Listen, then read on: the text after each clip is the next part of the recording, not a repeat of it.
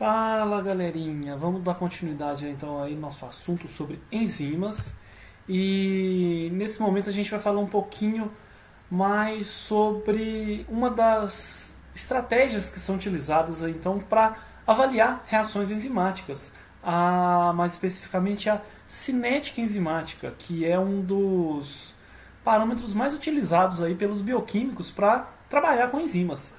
O enfoque, então, da cinética enzimática é a determinação da velocidade de uma reação e como que ela se modifica em resposta a alguns parâmetros experimentais, como concentração do substrato, concentração da enzima, alguns outros fatores como pH, temperatura, presença de inibidores, certo? Então a gente vai falar um pouquinho aí de cada um desses fatores e como que eles interferem, então, na velocidade de uma reação. Bom, em relação à influência da concentração da enzima, parece até bastante óbvio falar que quanto maior a concentração de enzima, maior vai ser a velocidade de uma reação, maior vai ser a transformação de substrato em produto, certo? Só que é bom a gente ficar atento que essa relação às vezes pode sofrer algum desvio. Por exemplo, como a presença de inibidores na solução de enzimas, presença de substâncias tóxicas, a presença de algum efetor, algum ligante que vai estar ali presente, ali modulando a velocidade daquela enzima. Algumas até vezes há limitações impostas pelo método de análise.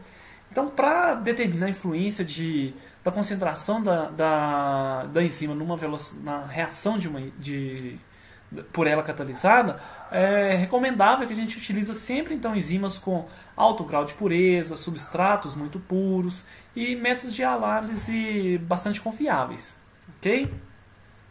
Bom, mas nesse contexto aí de avaliar a cinética enzimática, muitos bioquímicos utilizam aí principalmente a influência da concentração do substrato na velocidade da reação. Então é um fator chave aí para ser estudado.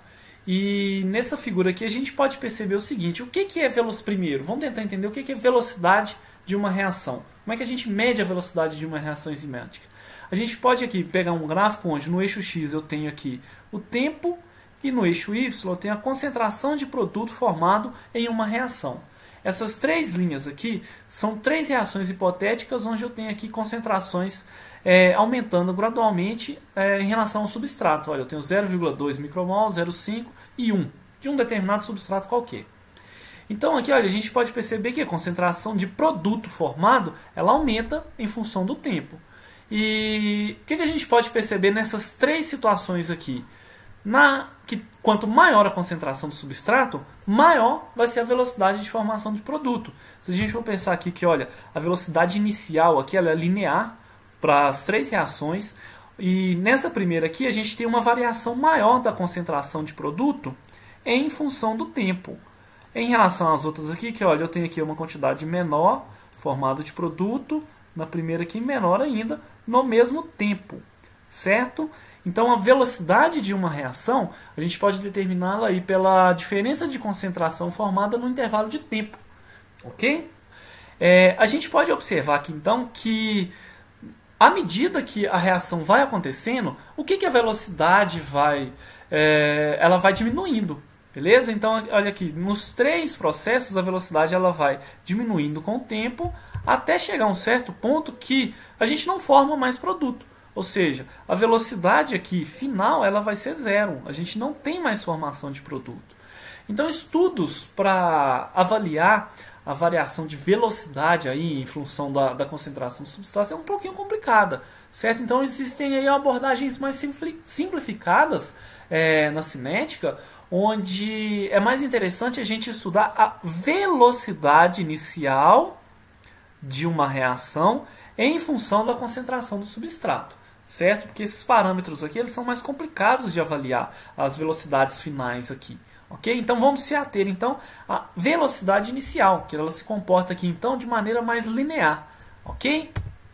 Essa abordagem mais comum então de explorar a velocidade inicial de uma reação em função da concentração do substrato, ela funciona da seguinte maneira: à medida que a gente aumenta a concentração do substrato, a velocidade inicial ela aumenta de maneira hiperbólica até aproximar aqui de uma velocidade máxima, ok?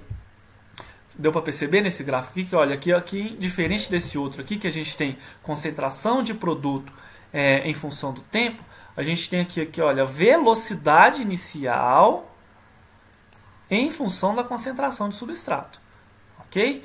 Então, esse gráfico aqui sempre vai gerar uma curva hiperbólica, onde no início, com concentrações baixas de substrato, eu tenho aqui velocidades que, à medida que eu vou aumentando a concentração do substrato, a velocidade vai aumentando.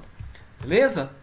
Esse padrão cinético que eu acabei de descrever para vocês, ele levou a Victor Henry a propor em 1903 que esse padrão, para que ele seja formado, ele depende então da formação de uma etapa necessária para a catálise, que é a formação do complexo enzima-substrato.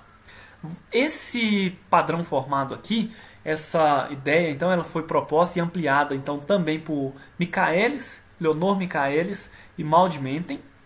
E eles falaram o seguinte, que em determinado instante, deixa eu limpar isso daqui, eles propuseram então que em determinado instante de uma reação catalisada por enzima, essa enzima ela pode existir de duas formas. Ela pode estar ou na forma livre ou na forma ligada ao substrato, combinada com o substrato. E nesse gráfico aqui a gente pode perceber o seguinte, que em baixas concentrações de substrato, olha, nesse momento 1 aqui, que olha, a maior parte da enzima ela está na forma livre. Ou seja, na medida que a gente vai adicionando mais substrato, a enzima vai se ligando ali, vai se complexando e a velocidade da reação se aumenta. Ok? Isso até certo ponto, porque vai chegar um momento que a velocidade da reação ela não se altera mais. Ou seja, a reação ela chega a uma velocidade máxima. Nessas condições, as enzimas então elas estão totalmente ligadas ao substrato. Não adianta eu colocar mais substrato, porque todas as enzimas já estão trabalhando. Então não adianta, eu posso colocar mais substrato que a velocidade não vai mais se alterar. Ficou claro? Essa relação quantitativa entre velocidade inicial, a concentração do substrato e a velocidade máxima, ela pode ser definida pela equação de Michaelis-Menten, onde eu tenho aqui, olha, a velocidade inicial exposta determinada por essa equação aqui, que olha, essa equação ela é definida, então ela é conhecida como a equação de Michaelis-Menten, onde eu tenho aqui um valor, olha aqui, que olha, o Km, esse Km aqui, ele chamado aí de constante de Michaelis, ele é numericamente igual à concentração do substrato igual a metade da velocidade máxima. Ficou claro? Ou seja, eu vou pegar aqui que olha, a velocidade máxima. Para achar o Km, eu vou pegar a metade da velocidade máxima e a concentração do substrato que corresponde à metade dessa velocidade máxima é o que eu chamo de Km. Ok?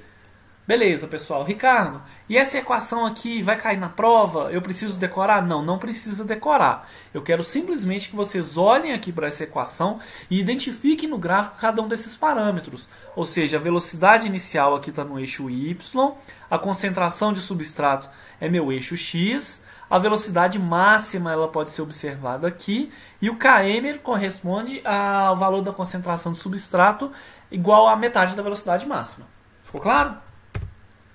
Bom, pessoal, o Km ele pode variar muito de acordo com a enzima e mesmo até para substratos diferentes que são utilizados pela mesma enzima, certo? Então, o Km ele depende de vários aspectos. Aspectos relacionados ao mecanismo da reação, ao número de passos de reações, as velocidades relativas dos passos individuais dessas reações.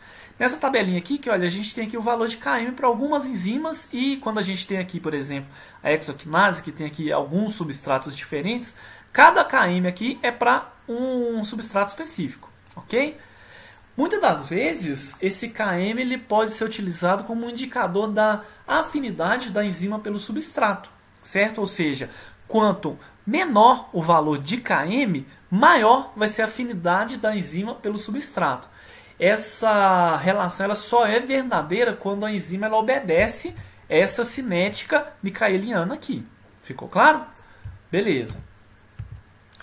Essa equação de Michaelis-Menten ela pode ser transformada então algebricamente numa equação mais fácil de se mexer, mais útil, tomando aqui o inverso dos dois lados da reação de Michaelis e Menten. Olha aqui, olha, eu transcrevi aqui a equação de Michaelis e Menten. E se eu tomar aqui uma derivada, uma dupla recíproca, ou seja, eu vou inverter esses dois lados da equação aqui, eu tenho aqui que, olha, uma equação inversa que, se eu jogar num gráfico, ele vai dar um perfil linear. Certo? Essa derivada aí, denominada equação de Lineweaver-Burke, ela é descrita então por 1 sobre velocidade máxima é igual a Km sobre V máxima vezes substrato mais 1 sobre V máximo. Ricardo, precisa decorar isso aqui também? Tá ficando muito complicado. Não, não precisa, viu, galera? Eu quero que vocês entendam o significado de cada um desses parâmetros aqui. Se eu pedir, por exemplo, vocês fazerem algum cálculo em um exercício, eu dou a equação para vocês, tá ok? O que dá para a gente tirar daqui? Primeiro, 1 sobre velocidade V0 é o eixo x, ok? Eixo y, perdão. O 1 sobre V máximo, o inverso da velocidade máxima. Se a gente for pensar aqui, que olha, eu tenho uma equação de primeiro grau, onde eu tenho aqui representado, olha, y é igual a x mais b. O que é o b? É 1 sobre V máximo. O que é o b? O b é o ponto da reta que toca no eixo y, ok? O que é o a? O a é km sobre V máximo. Que vai indicar então a inclinação dessa reta aqui. E 1 sobre S é o meu eixo x. Ok? Então o x aqui é o inverso da concentração do substrato. Parece um pouquinho complicado aqui, mas eu vou dar uma atividade para vocês fazerem que vai ficar muito fácil trabalhar isso daqui. Ok?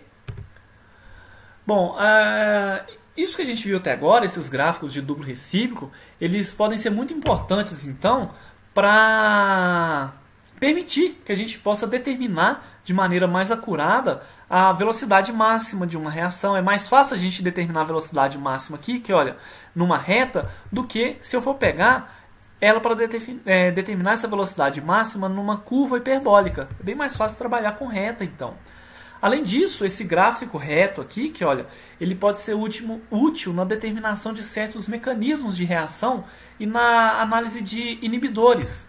Se eu for pensar aqui em reações bissubstrato, até agora a gente viu reações onde apenas uma molécula de substrato estava sendo utilizada para a enzima. Mas na grande maioria das reações que a gente vai ver no nosso organismo, 2 ou mais moléculas são substratos que se ligam numa mesma enzima. E essas reações, chamadas então de bissubstrato, elas podem ser classificadas da seguinte maneira. Eu posso ter uma reação enzimática que pode envolver o que eu chamo de grupo ternário, ou seja, eu tenho aí 2 substratos se ligando ao mesmo tempo à enzima, certo? Eu posso ter aqui então, para esse tipo de reação, uma reação que ela é dita como ordenada, onde eu tenho aqui uma ordem certa de ligação dos substratos. Eu tenho aqui primeiro a ligação de um substrato 1, depois que é formado o complexo enzima-substrato 1, eu tenho aqui a formação de a ligação de um substrato 2, formando aqui o complexo ternário. Bom, ou então eu posso ter uma ordem aleatória, pode ligar aqui tanto 1 ou 2 aqui, independente da ordem, para formar o complexo ternário. Outro tipo de reação com bissubstrato é onde não há a formação desse complexo ternário. Primeiro eu tenho aqui a ligação de um substrato, formando aqui o complexo enzima-substrato 1, e formo um produto primário aqui. Depois que é formado esse produto primário, ele tem aqui a modificação da enzima, e essa enzima modificada aqui, que olha, vai se ligar a um segundo substrato. Eu posso ter aqui, por exemplo, a transferência de um grupo. Ok? E então aí essa transferência de um grupo desse substrato 1 aqui vai formar uma enzima modificada que vai utilizar como substrato aqui um outro componente, formando aqui, olha, novamente um componente aqui, um complexo enzima substrato 2 e a formação aqui de um produto 2. Ou seja, eu não tive formação de um complexo ternário, ok?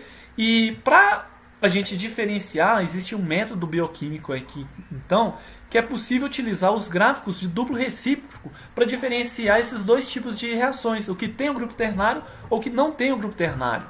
Nas reações que tem o grupo ternário, se a gente for pensar aqui que, olha, utilizar aqui a concentração de substrato 2 aqui em diferentes concentrações, eu vou ter aqui que, olha, gráficos que vão se interceptar. Eu vou ter um ponto de cruzamento aqui que, olha, diferente do que acontece nas reações que não há formação do complexo ternário. Se eu alterar a concentração de um dos substratos aqui, que olha, mantendo fixo a do outro, a gente vai ter aqui então retas que não se interceptam. Ok? Então essas retas paralelas aqui então vai indicar então que as reações aqui não têm a formação de um complexo ternário. Esse tipo de reação aqui, galerinha, muitas das vezes aí podem ser chamadas de reação do tipo ping-pong. Ou seja, entra um produto, entra um substrato, sai um produto. Entra um outro substrato, sai um outro produto. É uma reação que vai e volta, ok? Outro parâmetro cinético utilizado para avaliar a eficiência catalítica de uma enzima é o que a gente chama de constante catalítica, ou CACAT. Esse valor aqui, pessoal, essa constante catalítica aqui, que olha, expressa nessa tabelinha aqui, ela equivale ao número de moléculas de substratos que podem ser convertidos em produto por unidade de tempo em uma única molécula de enzima, quando essa enzima ela estiver saturada com o substrato. Ok? Ou seja, esse número pode ser às vezes extremamente grande. Se a gente for pensar aqui que olha para a catalase, uma única molécula de catalase, uma única enzima catalase, ela consegue converter, olha, 40 milhões de moléculas de peróxido de hidrogênio por segundo. Ou seja, uma única enzima, uma única molécula consegue ter essa grande eficiência catalítica aqui. Ficou claro? Certo, pessoal? Então a gente vai finalizar essa etapa da aula de cinética enzimática e numa próxima videoaula a gente vai continuar então falando aí da influência do pH, da temperatura, dos inibidores, ok? Então fico aguardando vocês aí na próxima aula. Grande abraço para todos vocês.